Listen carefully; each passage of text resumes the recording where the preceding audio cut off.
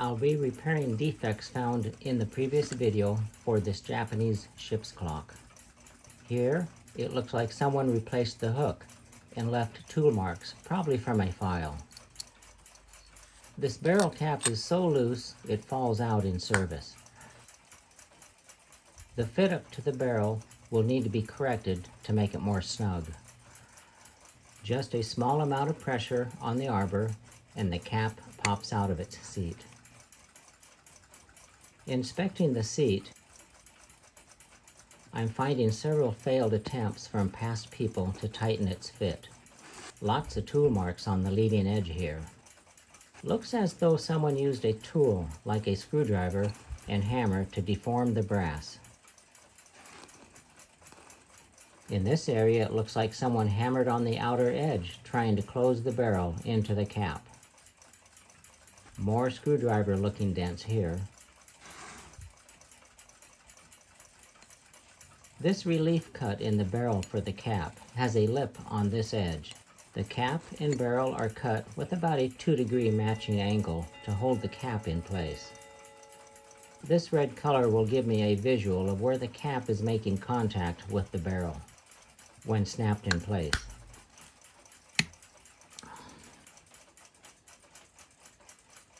Only where the screwdriver dents are is where the cap is contacting the barrel. Not good. By attempting to tighten the cap this way, it has reduced the contact surface. Here you can see an air gap between the cap and the barrel. Another air gap, all caused by someone modifying the barrel. Tight here where someone deformed the barrel, and an air gap on both sides. The slot in the barrel is a beveled cut that matches the cap. Problem is, when someone punches a tool like a screwdriver on the barrel, it deforms the beveled cut, making a poor fit up of the barrel cap. The cap no longer fits as it should. The deformed metal should be removed for the first part of this repair. Any type of cutter that will reach into the beveled cut will work.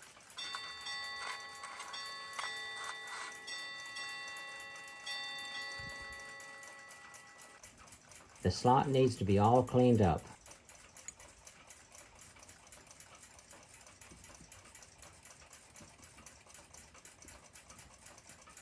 Now that it's all cleaned up, do a fit check. It's still loose, so now the barrel needs to be swaged. There's mainspring closing tools out there. I make my own as needed.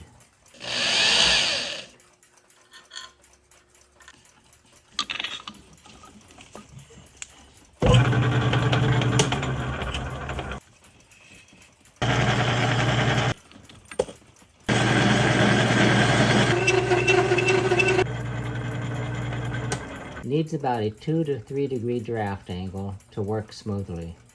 Protect the barrel with some wood blocks. Press the barrel into the closing tool.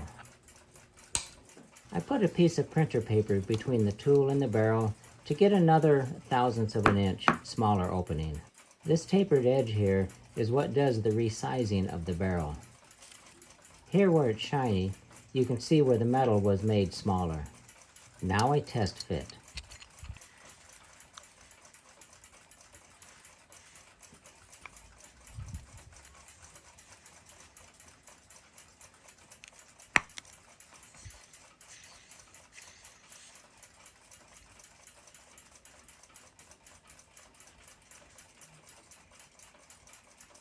Nice and snug now. Found another problem. Center wheel shaft is bent.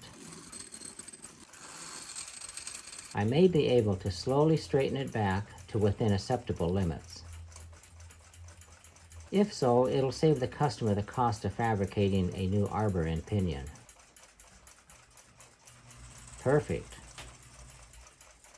Now to fabricate 2 bushings for the balance staff assembly. Brass plate around these old bushings have tool marks around them. Someone has deformed the brass in an attempt to either tighten the bushings or increase end shake. This flat Arkansas stone will make the brass flat again. Red marker to check the flatness for the end cap bearing. Looks good.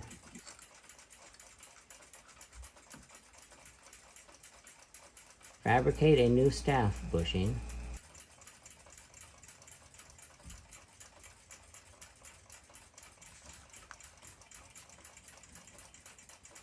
Exact duplicate.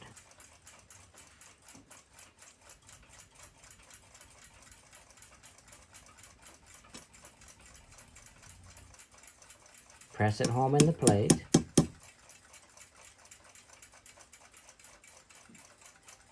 The balance staff is in bad shape. Check it from the other end. Never be able to repivot this. I'm going to need to fabricate a new staff.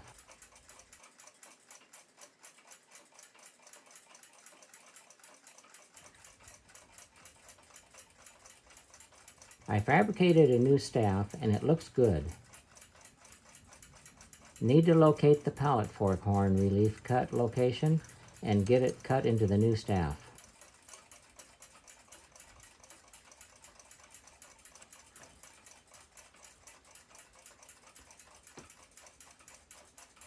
The slot in the staff needs to be able to clear the pallet fork horn after the end shake of the staff and pallet fork have been determined.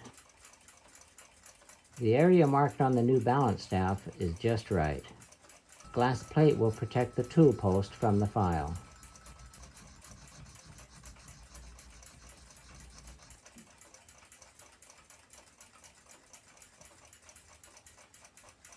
Relief cut looks good. Now this butchered hairspring. What a mess. Decide where to start first. Some bad kinks here. Get this crossover kink out of here first so the coils can be worked on.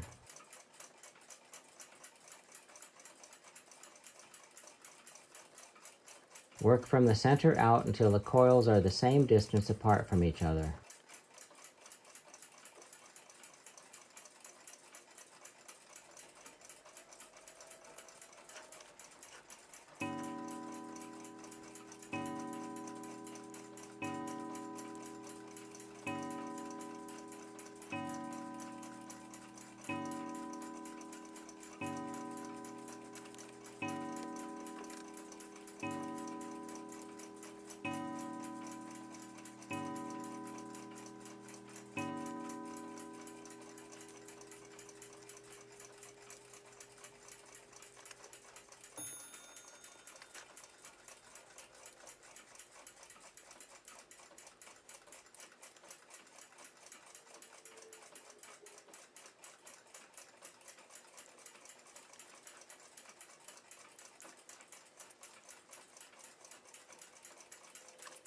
This balance staff bearing cap has been butchered badly. It's broke here at the fastener hole location. 90% of the surface has been cut away to leave the small raised button of material in the middle. And here's another crack in it here. It's hardened steel. I fabricated a new one. I made it slightly thicker than the old one. The original ones are blackish in color. It's the metal oxide left on the surface from the hardening process as a rust prevention.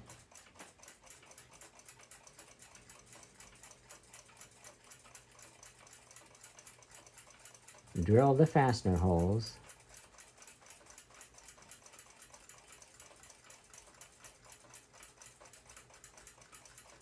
Looks good so far. Harden it.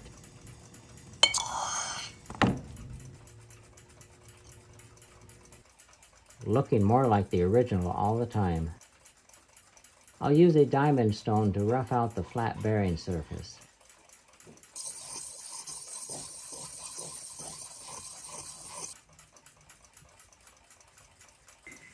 Finish it with a glass plate and 800 grit emery paper.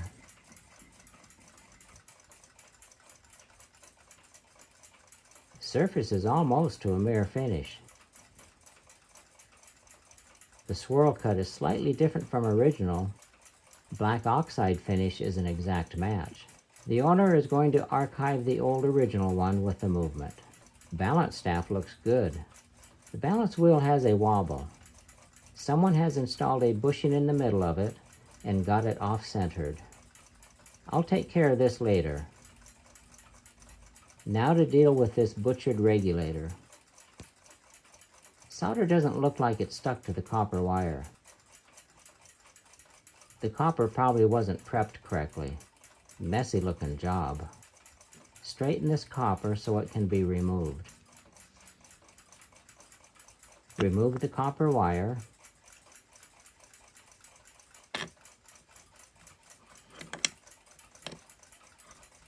I'll use this brass brush to remove the excess solder. It'll remove the solder without scratching the brass on the regulator. Still a solder film left on the brass. Now I'll use some rubbing compound to remove it. The solder turns the cotton black on the Q-tip as it's slowly being removed. Starting to look better. Drill out the regulator pin hole. The new, slightly thicker end cap bearing supports the regulator arm more snugly. It holds it in place much nicer. Nice and solid now. A new regulator pin needs to be fabricated. Needs not to interfere with the balance wheel and to be in line with the hairspring stud location. I'll fabricate it from 360 brass rod. Taper the end. Do a fit check. Mark it for rough trimming. And use a flat punch to press it home. Looks good.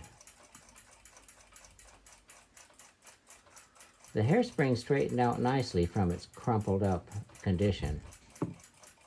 Now to fit it into the hairspring stud and new regulator pins.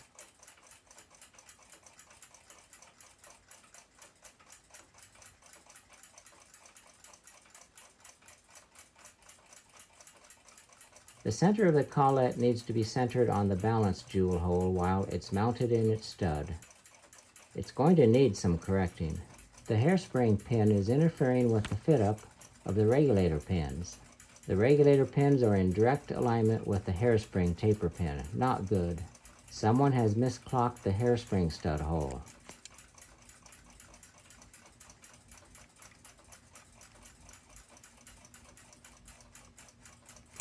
Needs more than this.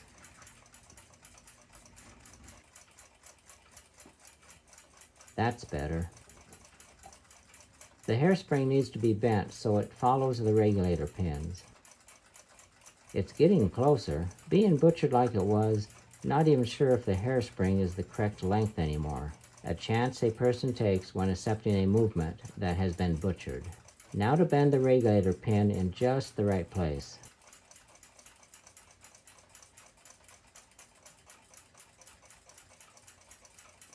This will work for starters. This cannon pinion is damaged on the end where the minute hand mounts to it. It's burred over and preventing the hour wheel from sliding off. Someone really had to have pounded the minute hand on for this to happen. Might explain the bent center wheel shaft. The burr on the cannon pinion tube needs to be removed so the hour wheel can be removed from it. I'll use a file that has one safe, no cutting edge so as not to damage the hour wheel cannon. Works as designed now. Remove the wooden movement mount. Small amount of corrosion in here.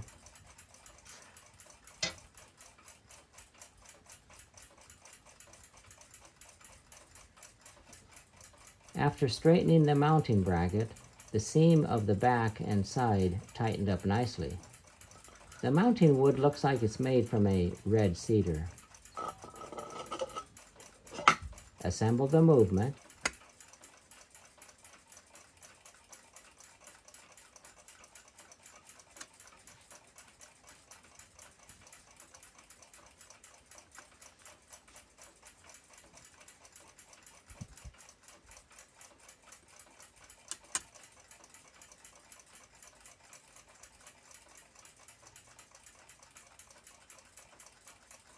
front plate,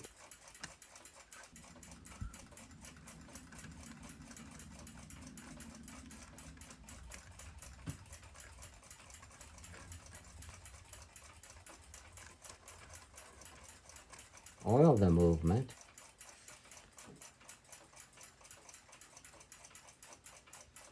regulator. Now to put some power to the movement. It's running, but it's out of beat, and will need some fine tuning. Hairspring fits the regulator pins okay. A little better now. Nice strong tick. Hairspring is slightly off center.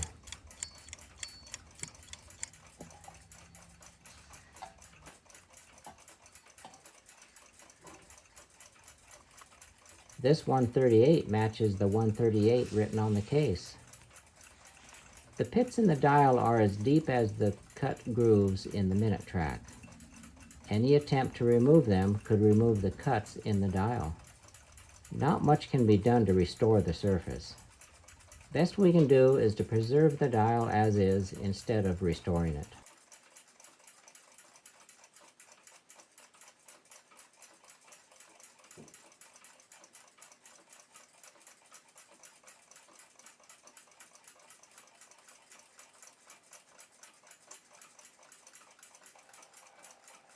Numbers all need to be painted.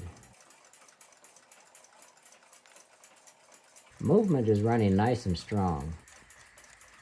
Fabricating a new balance staff, then plugging the balance wheel center and drilling it out to true it up, took care of all the wobble in the balance wheel.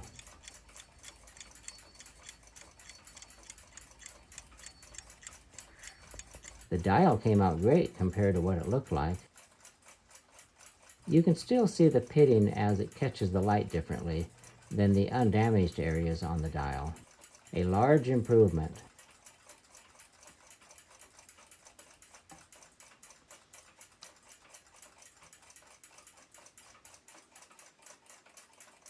Here next to the hinge, the face doesn't fit quite well. I found enough screws to have them all the same size for mounting the movement.